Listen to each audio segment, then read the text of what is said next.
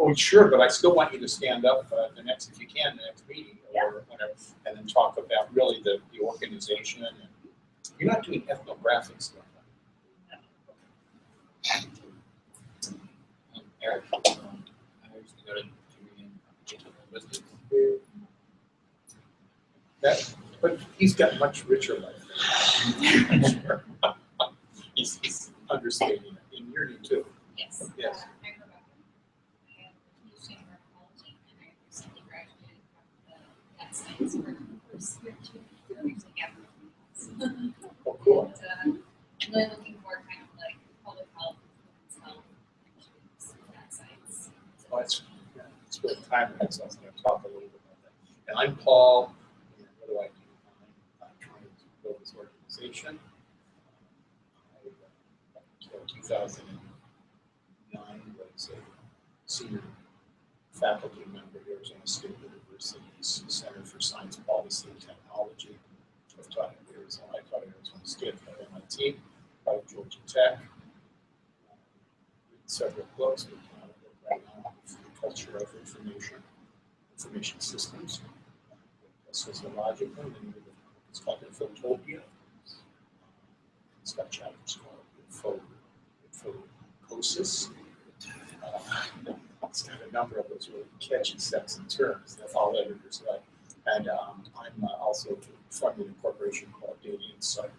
I'm taking a kind of anthropological approach to data in the sense that companies, it isn't just about numbers, it's about how companies understand why they need data, how data works, et cetera, et cetera. So on. So that's it. So, everybody cool? If you want to talk about some things, I want to talk about. Yeah, I'll introduce myself. I'm sorry. I've met most people, but for anyone who's new, my name is Michael. I am a data scientist at Uber. I only got into like real data like less than a year ago. I took the GA part-time class here.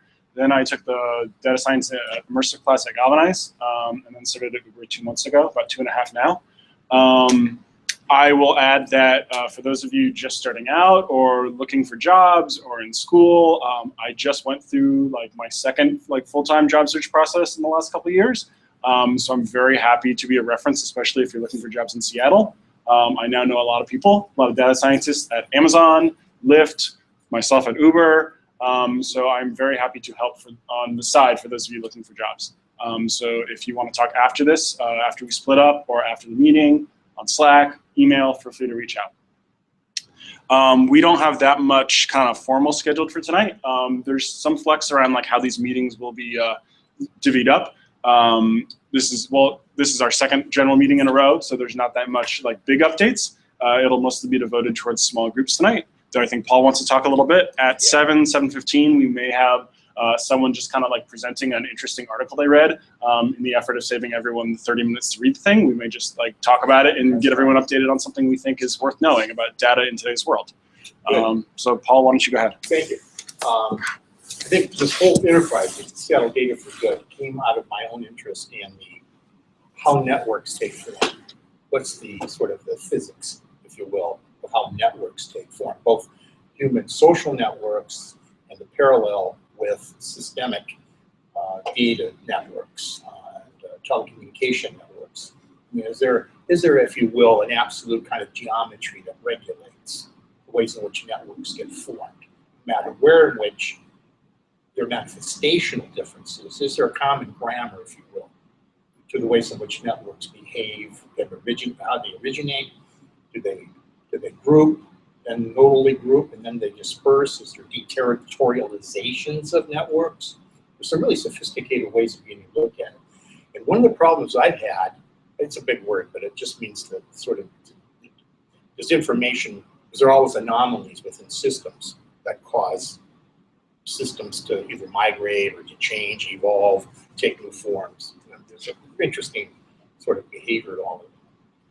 And so, as a student of networks and a student of speed, I'm very interested in speed. Speed manifests itself, its value in networks and in Ferraris and in ways in which a relationship can go 3 months, 6 months. Next level, I love that one. So anyway, what I wanted to do with this was to be able to use Seattle Data for Good as a way of striking up a new fundamental way in which citizenry, citizens of a state or of the world, can be able to find ways in which they can connect to policy analysts, government officials, educators, people that are in the position, institutional positions of change. And because right now, there's a guy named Will Saunders that came here. Says, yeah, I think it's Will. He and I and another guy in Washington, at the governor's office, if you and I tried to go to the data that the state produces, there is no way that you're going, how you doing, Andre? There's no way of knowing how you even begin to get into that space. I mean, if you look at it, it's very institutional, it's table data. If there's no front end, there's no Django front end that sort of says, what do you want to know?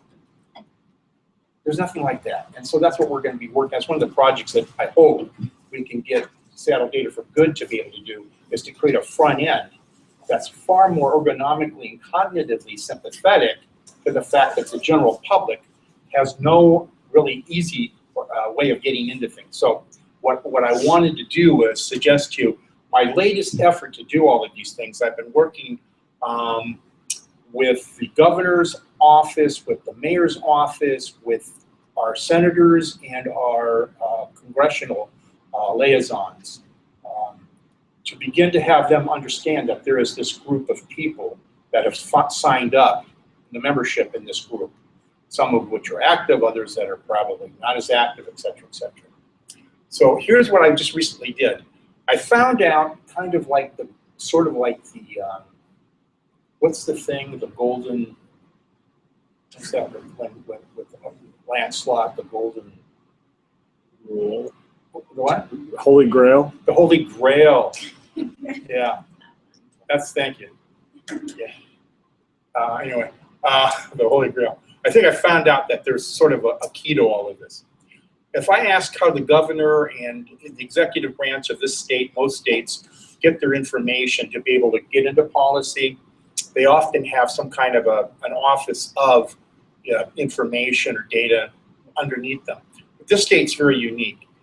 The governor and the executive branch of Washington essentially rely on a group called the Washington Policy Center to in a sense, provide the information that they then use to formulate policy and promote ideas and whatnot. And then the legislature gets that kind of information too. So I've been working, I just came back, I normally don't dress like this, but I just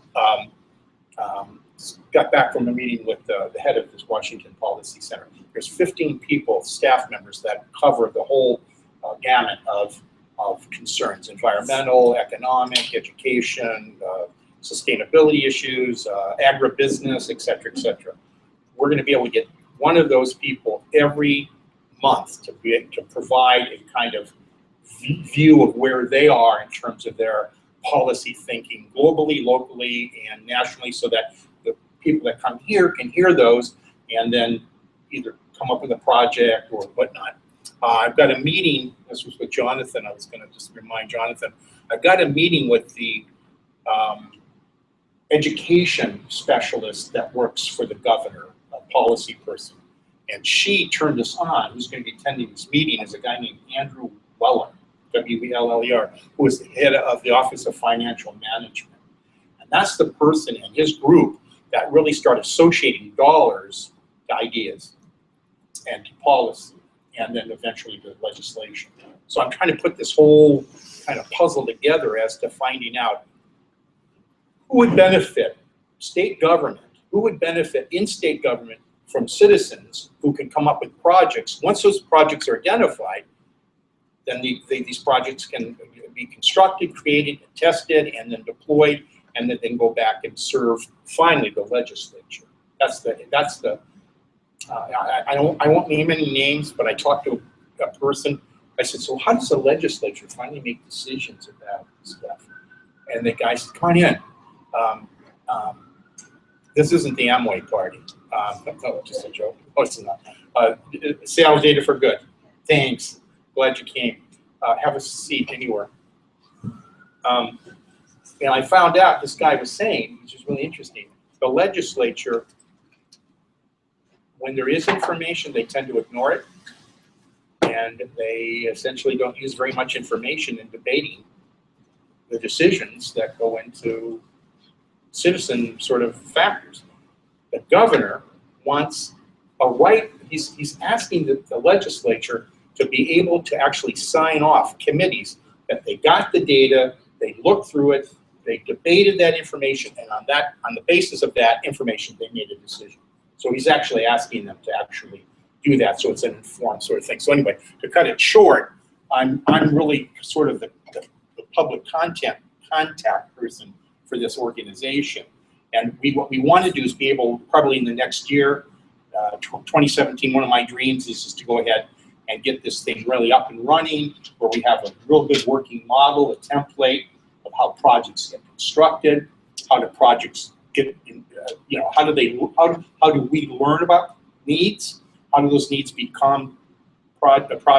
How does each of us lobby each other to sort of say, hey, this is a really cool project, and then you develop that by entropy or energy by with each other. And then what we want to do is be able to use this as a template to then be able to sort of say this works in other cities. And so we're working with Denver now, and we're working with Chicago in a kind of similar way.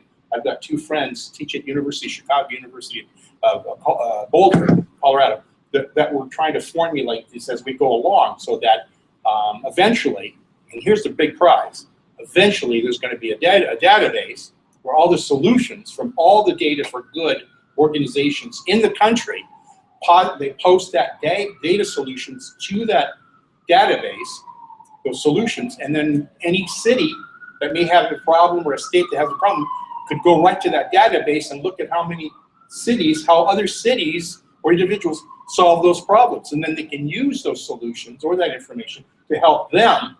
So we were creating a national repository of really smart ideas.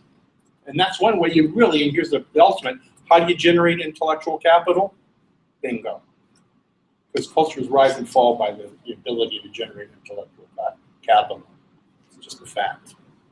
So, what it is. So Susan, did you want to talk a little bit about where we're at with the medical project? Or not much has happened in 7 days. So well, the whole, according to some people, the whole universe. Many new people. yeah, well, we could. Yeah. We formed. We've had 2 meetings. You want to stand up over here? And, I didn't mean to, side. Okay. Well, right after the election, Amber and I had a discussion about, can we do something in terms of what's happening with healthcare reform, with all the news that something is going to happen to Affordable Care Act. Don't know what that is, when that is. Could some folks in this group offer skills, expertise, and come up with a project that could inform and help the public understand at the same time as the policymakers making better choices? And so we're in what I would call the question forming stage, project forming stage of what questions should we be tackling, and then what data sets are available. Hopefully there are data sets available to tackle those questions. So we had one main meeting, I think right before Thanksgiving, and then we had a brief, maybe 10-minute meeting at our last gathering here to regroup. So it would be awesome if you could bring your wisdom and guidance to help us form this project. So that's where the healthcare team is at. Did I leave anything out? Okay. You know what, kind of went off the point. This may be the first time in American history where a social program has been unplugged. Oh, I don't know, has there ever been I I'm don't not a know. historian, but That's outside my league. Yeah, that there's- was eventually unplugged. So that would be that. Yeah, because obviously, that's a really good point. Prohibition. Yeah. But that was all, yeah, but I'm talking about a social, nobody give me any free foods, dude. No, but I mean, it's like, any program in which the government is providing some kind of support, revenue support for some object when it got pulled, and that's exactly right. The big one's probably welfare. Yeah, plenty of welfare funds have dried up. So maybe the predictive analytic would be to find out if there's any kind of algorithms embedded in any of those, if you will, any of those detuning of or unplugging, I don't know what metaphor to use, but to see if that has any kind of predictive potential to see if this, then is it possible that there's going to be similar ramifications when this gets, because that's a really good question. Well, WPA was essentially stimulating the work, right, and the labor, and somehow apparently the unemployment got to the point where it was low enough that there was a kind of crossover. There wasn't a lot of people were homeless and poor as a result of that. Where this might be fundamentally it's a weird thing because it's people who've been insured. What's going to happen to them that have been insured? Does that mean they're suddenly we're right back to free, affordable health? I mean, so the suggestion is not only to look at other kind of Did World War II happen? Yeah. that was a stimulus to the economy. Yeah. All right. Well, we're getting a little off track here. So if I can, I'm gonna give the other major groups a chance just to talk about what they're doing as well. I'll start. So in addition to healthcare, where a lot of us have been interested in homelessness, there is a homelessness working group.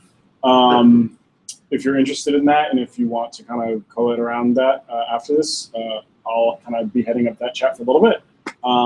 So we're kind of focusing our efforts as a sort of a consultancy effort. We're looking for existing organizations to help out and help them solve their challenges. Is anyone for transportation?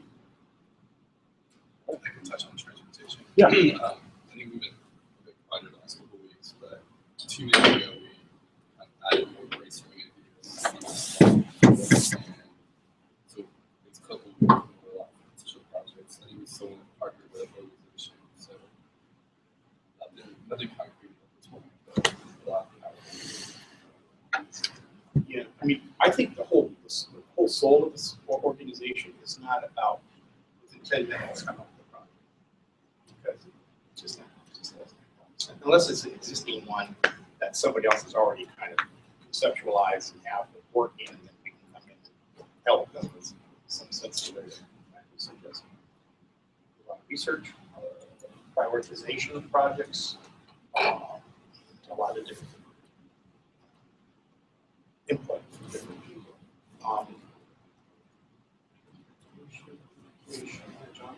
So I have 4 concrete projects that need people to join on. One, David Lockhart's going to be the project lead on. Very heavy in statistics, assisting a study that's investigating interventions to increase school engagement.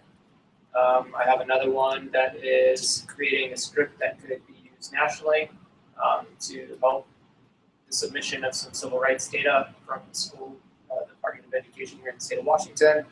And I have 2 more. Another one that's visualizing lead water testing in schools here in the state of Washington. That one's a very doable one. Probably only need a couple of people for that. The one I just mentioned, probably like 4 people. It's going to be, that one will be a little bit more work, but it has a lot of really potential impact. And then there's 2 that are very more ambitious. These would be kind of like a long-term one, building an app for phone app for early learning to distribute to parents to help them with social emotional learning at home. And then another one is an API plugin that they want to make it really easy for people to pull data from the open data source, which Strata and a couple other places. They can just populate, like administrators in school can populate their information like that without having to deal with the other stuff. Those 2 are really ambitious long-term ones. So I'm just looking for people who are interested, who want to be part of a meeting to discuss further steps with the state of Washington on that.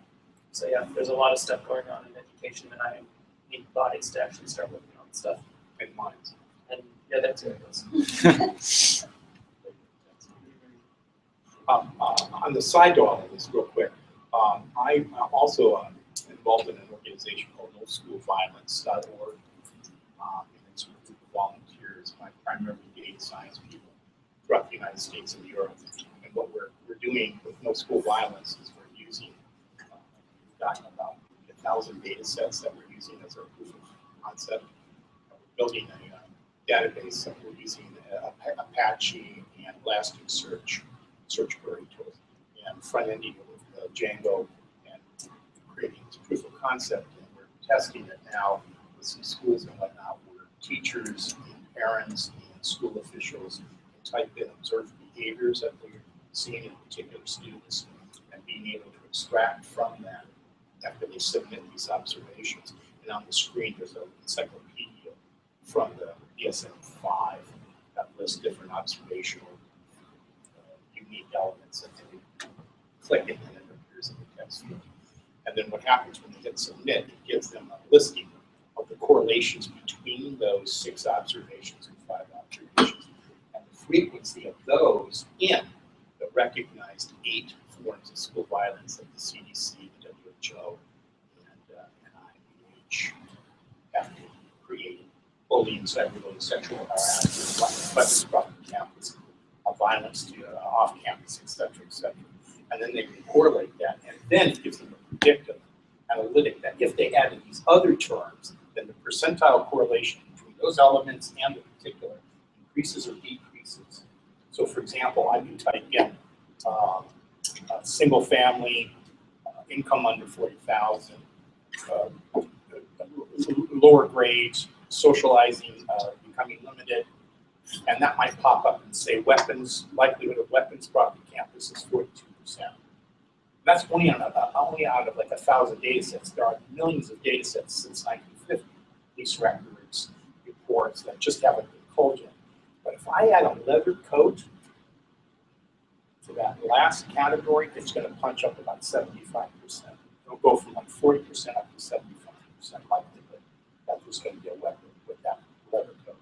You can go back the last 12 years, 13 years, and the amount of shootings and the relationship between when a young man breaks up with a young woman or has had some psychological problems. That coat, the purchase of that coat, signifies a retaliatory acquisition of an identity. And it's no longer that they're the victims of stuff, they're costuming as if they are now avengers. And that's a trigger. But it has to be in a kind of sequence. So we're building this database, and we're working with SAS and Microsoft and some other ones. So if any of you are interested in that, you can email me. It's a really, we're going to try to create a national school security database that's available for teachers everywhere for free, and programs to support how they use that tool. Thank you. Of course. Energy was floated as something last time. Did anyone do any work, or is anyone? He's not here. Right, but I was curious just if anyone in general had something to talk about in case you found some data or anything. Just wanted to float that in case. If not, Talk about an environment group. yeah, that's what I meant. Forgive me. I meant like environment, energy. At least until that gets like separated potentially. Like those are all kind of bundled together. So I had no involvement with that group. Mm-hmm. I happened to have a conversation with a state senator today, asked her what she thought we should be doing. And her answer was that she does a lot of environmental work, and that there are a lot of citizen scientists who monitor, say, how many clams are on this beach. And on the other hand, and one person doing that isn't really terribly useful, but a lot of people are. And on the other hand, we have professional biologists at UW who are interested in these same questions, but they don't talk to these people who are doing that because they don't take them seriously. And that there are probably things that we could do to sort of bridge that gap that would be very useful. And she suggested a group called Puget Sound Partners and a group called the Washington Straits Council, something like Yeah, that. I'm in contact with that first group. Okay. Puget Sound group. As good people to talk to. Yeah, in fact, there's a congressman, Eric Tolman, who's real jazzed up about wanting to keep the Puget Sound pretty healthy, salinization, all sorts of factors. So we can talk that. For anyone who gets, if you have things like that and you're not necessarily interested in being involved in it, would you just mind like writing up a one-pager? I have a stack of things to post to Slack. Great. In addition, Slack is great as like immediate communication tool. Could you also just write that up and just make sure to drop it somewhere on like our drive? For anyone who's new and interested enough to like know what we're doing right now, we just have a simple Google Drive where we're storing everything. It's not affiliated with Slack because Slack is terrible about creating its own copies of things and you have no version control. If you need to find it, there are links to it in the Slack already. I can also send one out at the end of the night. It's just our kind of common email is, I think it's right now, it's dataforgoodpnw@gmail. So that drives open to anyone. You can post things there, look at previous meetings notes, that kind of stuff. I'll make sure that's in the Slack after this. If you want, if after tonight you're new and you're jazzed enough to actually hear all our Slack messages during the meeting at some point, just come up and we'll add you to the Slack channel and you get an invite to it. Like I said, at 7:15, we may have someone come in and do a quick lightning talk on an interesting article they read about data in US Today, but otherwise I think we're going to give everyone the rest of the meeting to split up. Anyone else want to say anything? Yes, sir. I actually like to ramble for a few minutes and present some of the stuff that I was going to talk about last week. So like the second half of your presentation you didn't get to? Yep. Yeah, let's try to limit it to 10. Okay. We don't have anything set up, so let's you got 5 minutes to take a break or do whatever you need to do, and then we'll do that. Real quick question, did everybody get a copy? I sent an email that listed about 6 different data sources. At the bottom. Yeah, and it's about 6 or 7 of those. Oh, okay, you're right. Yeah, probably 4. That's right. I cut a couple, but 4 or 5. Those are really golden, guys. You cut and paste that and go look at. There's organizations where they're just, what do you call them? They're kind of like just clearinghouses for all these projects all around the world, and so they can give us a lot of ideas. Okay, that's your homework. All right, take a 5-minute break and then we'll reconvene. Sound good? And there's liquid back there. Liquid variations of liquid for carbon units.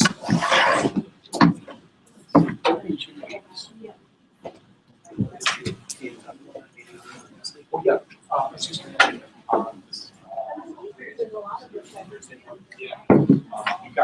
David, do you want to bring this? So we got this.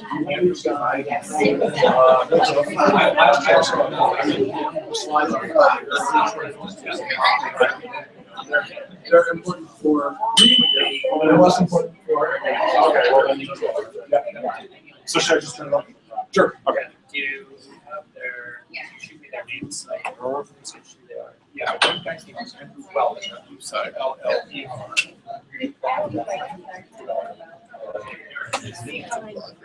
Oh, that's right. You had an announcement to me. I Oh, apologize. no, I was just gonna jump in with what you were saying about Japan. Actually, bird watching is a major thing where there's great interaction between citizen scientists and then professional biologists. Yep, this is Yeah. I was aware that there is that overlap. I really thought of bird watchers totally are transponders, right? Yeah, so I'm which is a major, it's on a major migratory route for a lot of birds. Right. So I have done a lot of stories about how actually when government departments like the Division of Natural Resources, which tracks these because they need to know whatever. They put a lot of calls out to citizen scientists to come in and help them do tracks. So like catching the birds, counting them, tagging them. And I'm sure there's tons. Okay, how are you doing? But far as, you know, Not seeing other a connection scientists, between other biological the projects and the context itself. I just wanted to put that out there. Thank you. It seems like two very separate. Which just describe for me how you've taken Paul's. So it seems like all the groups except for maybe the education group need contacts, right? Contacts in specific No. contacts. Yeah. Okay. People. Yes. Yeah. And then Paul is like contacting very high level like legislators and blah blah blah. And if he's calling himself a public face, it seems like it would make more sense to be doing more things to help the projects rather than just sort of general contact with legislators or government people. Like, you know, I just don't get it. It seems like two very different things are happening at the same time. I don't necessarily think that. I think you're right, but I don't think that's necessarily a bad thing. I think Paul's goal is by getting us by making a good connection with the governor's office. His hope is that we can open doors that wouldn't necessarily even be worth us contacting. Like right now, HUD and the Washington version of HUD and the Commerce Department, they have data sets that the only way you can get is through Freedom of Information request, and then they are still, frankly, there are many occasions in which they are okay to deny it for personal reasons, like personal identity information and a couple other major reasons. Frankly, if Paul is successful in making relationships with these people, it's somewhat likely that we could get them to agree to let us sign non-disclosure agreements, and then we can get access to data that they would just be able to deny us off the bat because of the losses they can. In addition, like David mentioned, his contact with the center, did anyone think to contact these clam watching groups? Probably not. And so I think Paul is kind of pursuing the same road. So it's these people some of them have been doing this for a long time. The mayor's office, and especially the staff in the mayor's office, they know where to find things and they know where the levels of government are. And so he wants to I get that, but it seems like a little too general. It doesn't sound like he's talking to them about any of the specific projects. I agree, and I have had some complaints.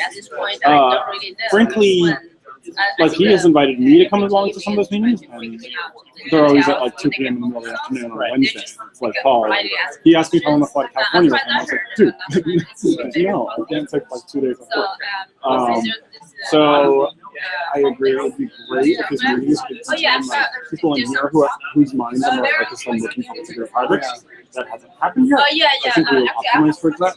I think also if Paul can get those people to come here, or their staff to come here for one night, that's how we facilitate specific meetings. We were at the meeting where we had the guy from either the city or the state. There was a guy who also came in from the state. I missed the last 2 meetings. So 2 meetings ago, the guy from the state came in. He didn't give a talk or anything. He just kind of he just sat down with each individual group and gave them references. And he was actually really great on talking to Sue about these are the 4 people in the state government who should be your POCs on your potential projects. So talking to those people come here, mission accomplished. But I agree. You're welcome to, I don't know how to go about it other than saying you're welcome to either talk to Paul and voice these ideas, or then maybe we need to be getting people who are after a Wednesday afternoon off to go with Paul and just remember to have those right conversations. I don't know how. I can't tell him not to focus on picture stuff when his mindset is so focused on building an organization. I agree. What's the usefulness of having chapters if I'm not doing anything? It's you know what? There's no harm in doing that. So the other thing I was thinking about was I saw that you guys had leadership meetings or something. Has there been any talk about kind of ownership? So I thought it was especially with the education. They were talking about building APIs and apps and things like that. All the details are missing. So I initiated talks, right? Is that going to be open source? Obviously it's very early for that kind of thing, but if you're talking to people and making promises, so that's why you're going to be building to me, it's APIs and there's no things constraint like that. whatsoever. That's going to come. Not even connected. Yeah. Paul mentioned that in the last meeting, and it actually raised a lot of eyebrows because that did not come up at our the leadership was like, anyone can come on. It's like, it was 2 Mondays ago now. We met at a bar, a restaurant downtown, and just talked. It had some key items that did not come up. I think it should, but a lot of us after the last meeting, when we mentioned it, kind of like, what's the point of talking about that until we get anywhere close? But then since like, I'm not going to come around. Yeah, it sounds like I don't think. I mean, unless you disagree with me, like I don't think anyone should. No, Paul was talking about like, oh, we need to form a nonprofit because then we can like apply for like a patent. We're not going to do anything that's like nearly patent. The closest thing we're going to do is create an API or like implement like maybe a couple like ML models, but like that's not patentable. That's just like. So yeah, I think everything we do should be like on Git. It should be like open source. The whole point of doing like nonprofit work like this is that like. If in a year or in 6 months or 10 years someone else wants to use it, great, awesome. They don't need to ask permission. So we'll likely like at some point we'll need to decide like we'll do all of our work under the MIT license and like anything we put up on Git will be under that license. Other than that, like what's the use in worrying about that? Right. So most people. I think it's worth it since your mind is on that. That the next time we do one of these, if you can, and if not, like write up your thoughts ahead of time, and I can make sure that they're discussed and shared. Was that just like in a Slack channel, one of the Slack channels? I don't remember seeing anything about it. Paul has sent out a couple emails saying like, hey, if you're interested in being like involved in the leadership, email me back. And I think he basically collected all those names and then sent the blast. Okay. So it's probably an email that had a bunch of content. Before we do another one, I will make sure we send out another email that says, hey, if you want to come to the next one, let's do something. All right, everyone, I think David's going to talk, and then we'll split up again, and you'll be free to do what you want to do.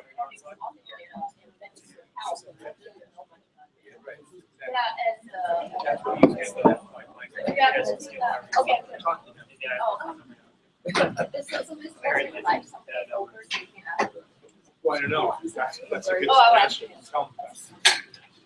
Oh, I will add before we start again, seemingly that was like a successful 5-minute break that everyone was actually talking, so kudos to that. After the next meeting, which right now is still scheduled for like a week from today. I know these have been 3 in a row. Sorry for the frequency, but bear with us. That'll get better. After the next meeting, we're just going to try to do like a easy social thing. I'm going to choose a local bar or restaurant. Anyone who wants to come can go afterwards. No RSVP, no formality to it. So if you're willing to stick around until 8 o'clock next time, don't have dinner ahead of time. We'll go out and find some place with food and drinks. So look forward to that. David? And David's going to treat.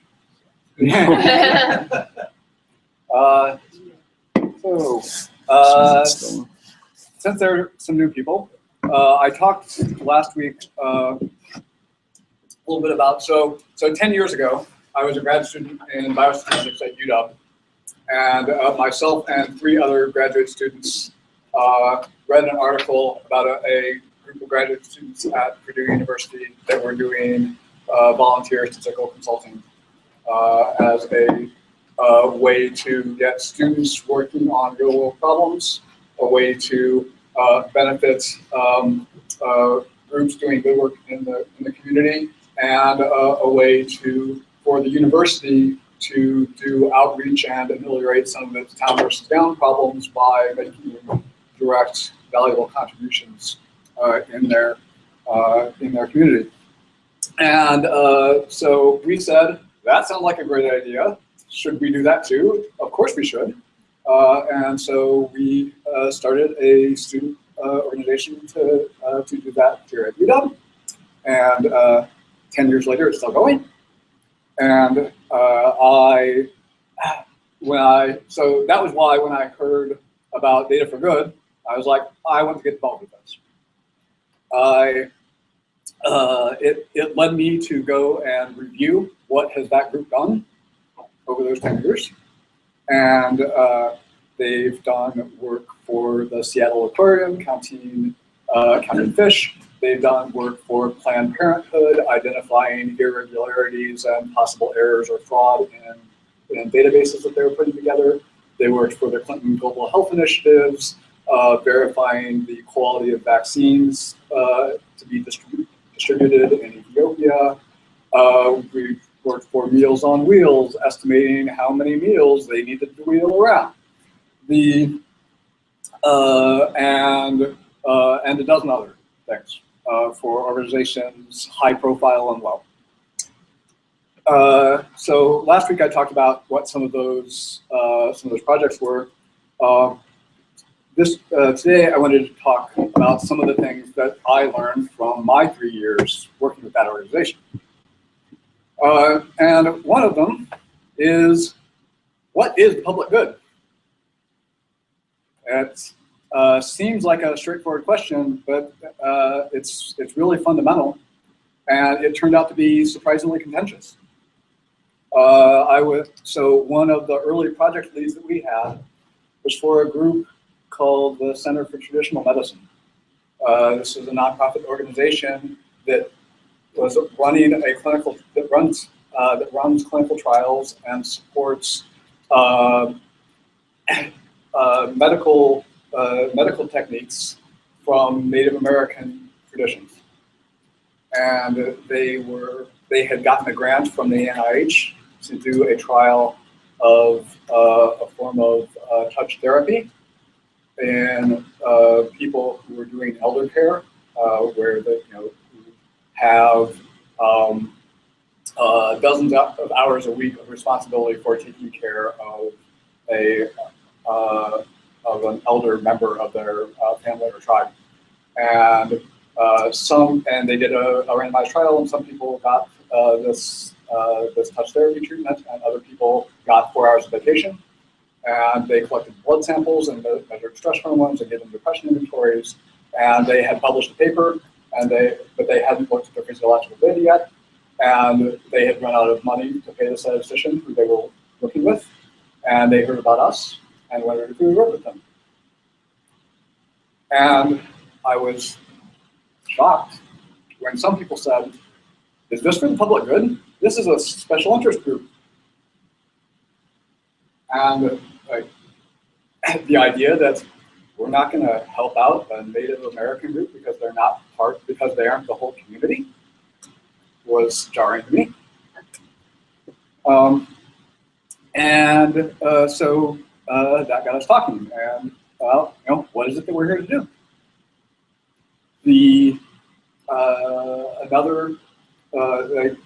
One of our so I recruited my office mate into the organization. She was finishing up her PhD in epidemiology and had done work internationally with the WHO. Seemed like a good person to get involved. I was talking to her one time, and she said, "You just couldn't get me. There is no way that I would work for a pro-life organization. I wouldn't do it." And I went, "Okay, that's fair. We're volunteers. No one's going to make you do anything you don't want to do." And so the ultimate conclusion that I came to about what is the public good is that's something for each of us to decide on our own.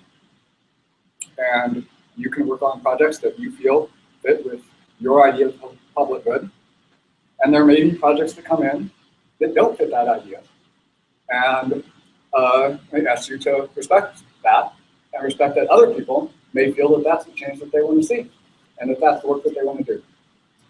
And some pushback may be appropriate about how best to accomplish those goals, and encourage you to engage respectfully. But I worry about people saying, "No, we shouldn't do that because that's not," because that, particularly when that only helps a small number of people.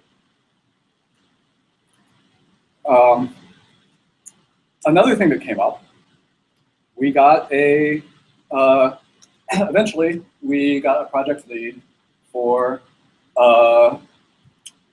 from a graduate student in pathobiology who was working in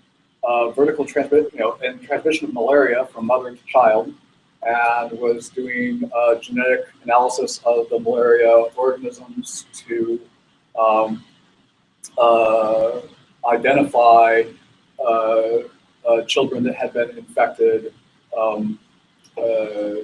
in utero rather than gotten bitten by a mosquito and been infected independently. And there was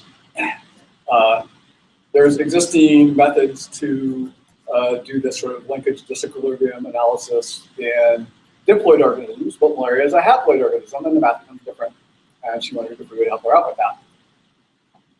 And it sounded like a good problem that had real benefit, but we also decided that helping a graduate student with their dissertation is not necessarily what we're there to do. And for one thing, if we did that, the words that we used were open the floodgates. And we would have no time to do anything other than help graduate students with their dissertations. And there is already a statistical consulting service run by the UW Statistics Department.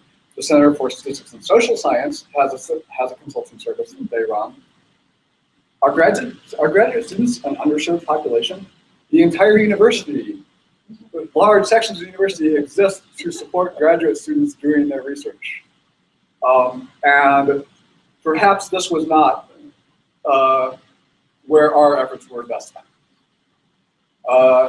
And so when I came out of the meeting that Jonathan and I had with the professor, and found out that the first thing that they wanted us to do was to help 2 graduate students write a poster for a conference, we talked with them and we helped them, and they came out and I said, Jonathan, I have some concerns. And explained to them what I just explained to you. I also so I mentioned the group that we did that ran out of money. And there's some issues of are we taking work away from people who should be getting paid for doing this work? And the Center for Traditional Medicine, they got an NIH grant. You can't get an NIH grant without having budgeted for your statistical analysis. And so you don't. So I would tell such people, I don't need you to give me an answer, but I want you to think about this. I am sure that you got money to do what we are about to volunteer to do, and where did that money go? And there can be a very fine line between doing work for good and enabling bad behavior in this regard.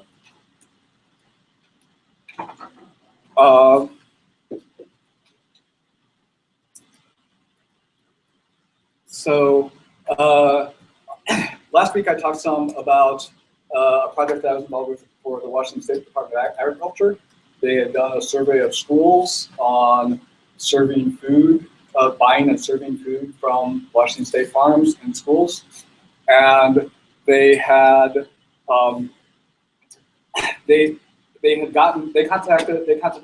contacted us because their data analysis had been done by a first-year public policy student whose email address was, George at Orwell Family Farms.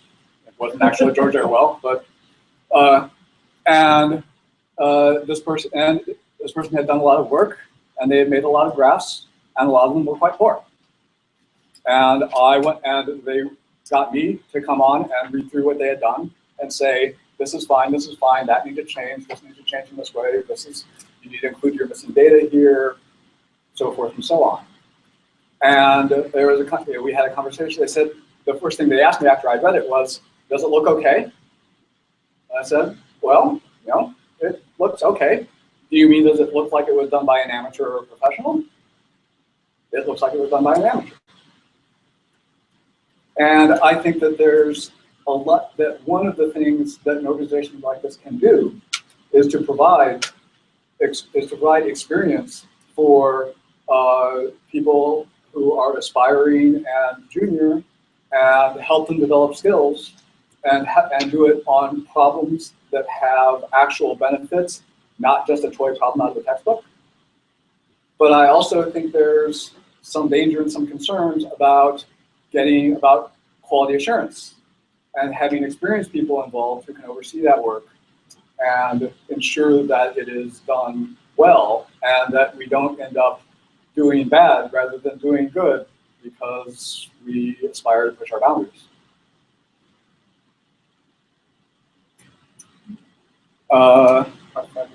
Those were the new things that I wanted to cover. I figured it might not be bad for me to mention, to go over the Always Be Networking that I ended with last time. If you don't know what to do, one thing, in my opinion, right now, what we need most is for people to be talking to people. Let people, get the word out that we exist. Do you know other data professionals? Do you know other data enthusiasts? Do you know program or project managers who might be interested in moving into data? Managing a data project is different than managing other sorts of projects. And so if you know those people, invite them, tell them about us, and bring them here. On the other side, do you know people who work in nonprofits or work in government? Tell them about us. Ask them if they have ideas for what we can do. We've touched several times on we're looking for partners, we're looking for projects. We are most likely going to have the most benefit by finding someone who has already been working on something and identified a need and who could use our help and helping them rather than by a few of us starting from scratch and brainstorming an idea and finding a data set and building it all out of whole cloth. Thanks.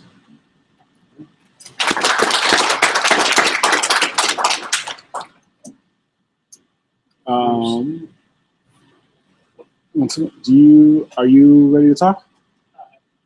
Someone else. No, you're the last one up. I'm the last one. Yeah. Okay. I don't really have much to say. That's awesome because I want to give groups a chance to do their thing. Introduce yourself, please. Yeah, I will. Hey, I'm George. I have been kind of company on and off for a while. That makes it sound like an Alcoholics Anonymous meeting. That I'm not doing very well at. I'm kind of in the homelessness group, but I'm kind of interested in everything.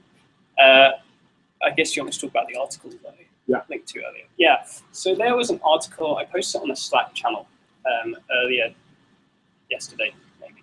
And it was about, I haven't really had time to really think about exactly full implications of it or the full summary of it, but there was a few aspects of it. One is just, again, highlighting the huge amounts of data that kind of the Googles and Facebooks of the world have on us, and that legislation is kind of way behind still where that is technically and what is actually happening. And that's just kind of something that I've never really had a chance to discuss that with other people besides reading about it. It'd be nice to kind of have that discussion kind of ongoing in this group, I think. But one of the other things was what I would think of as data for bad, where there was a section in the article that was to do with the way that the Trump campaign was using data to target voters. And they were doing this in a way that was extremely focused. And I mean, I recommend reading the article rather than hearing my hash description of it. But essentially what they're doing is they're doing two things. One, they're gaming Google. So they are kind of, as people know, to optimize, do search engine optimization, they make sure they have lots of links to various websites. So if you go on Google, they fixed it now since this article came out, but if you searched "are Jews," the next word that would come up was evil.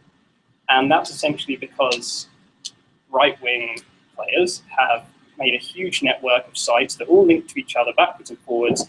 And then because they write these provocative articles, they then get linked to by websites with more credibility, such as the New York Post, Washington, I don't know your newspaper names here, but The Guardian, the Washington Post or whatever.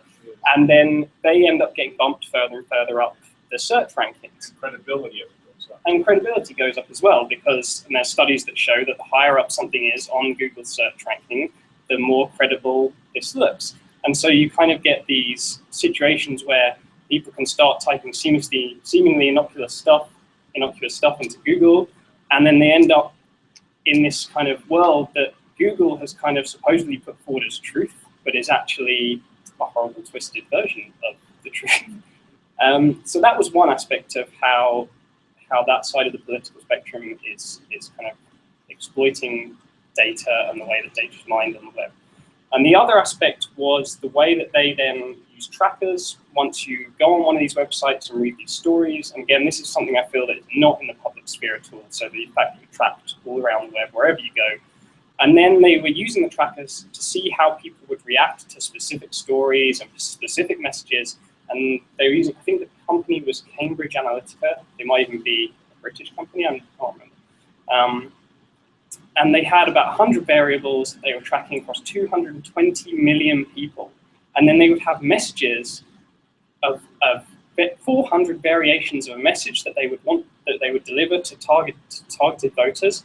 But they could tweak exactly the wording of that message and how emotive the language was and exactly what they were talking about based on the 100 features that they were gathering on people to make sure that every person was being targeted with the message that was most specific to them. And I just thought this is kind of, this is next level propaganda. This is no longer kind of just putting out a poster or kind of an A and B test on two different groups of voters. This is, kind of hardcore. And I don't know what the answer is. That seems like something that people on the other side of the political spectrum might be less willing to do. But again, it's something where there's little public discourse. This was one of the digital campaigns managers from the Republican campaign was on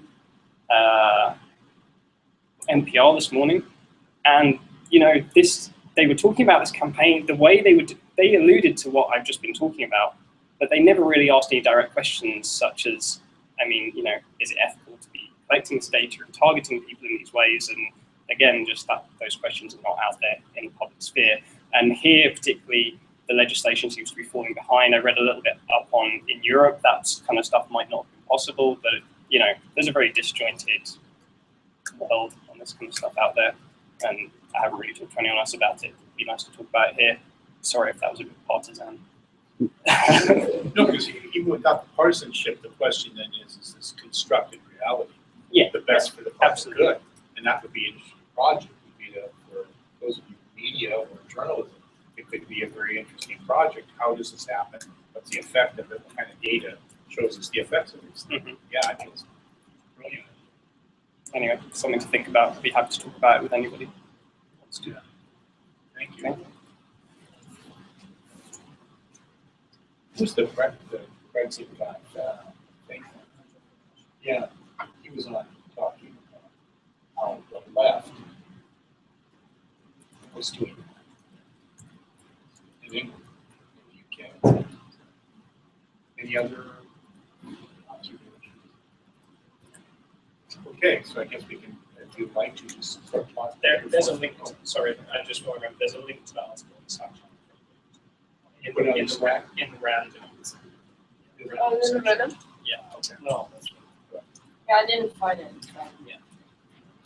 One other final point before you break up into groups.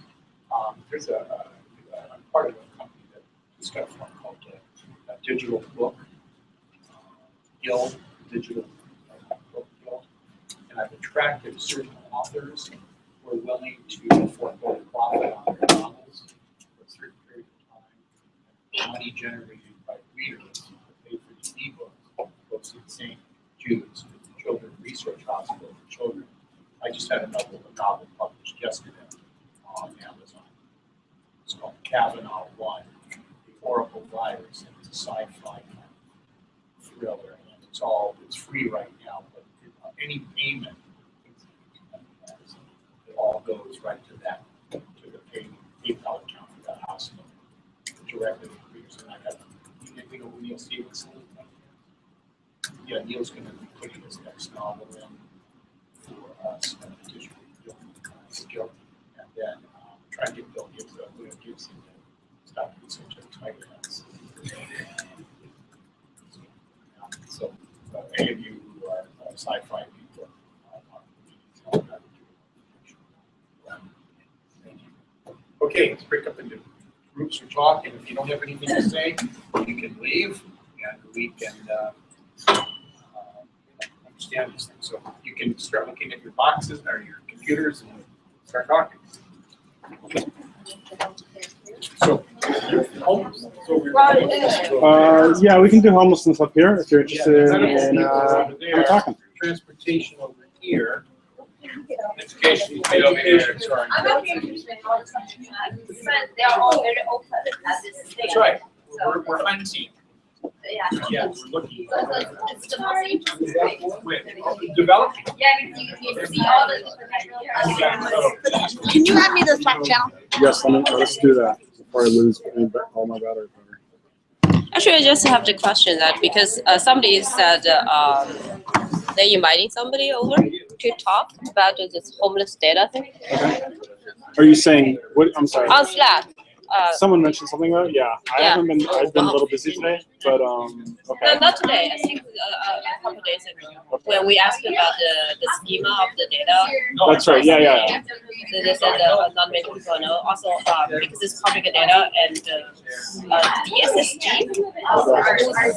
That's the group. Yeah. Yeah, the group may not know much about data at all themselves because they are just licensed. Well, they can't use the data. The data itself has evolved over time, so it may not be consistent. What do you think we should do? No, that is, so I think let's do I'm the forward one, David. So he's suggesting we can directly talk to King County because the data is owned by King County. I think But another hour. using what kind of how do we talk to King County?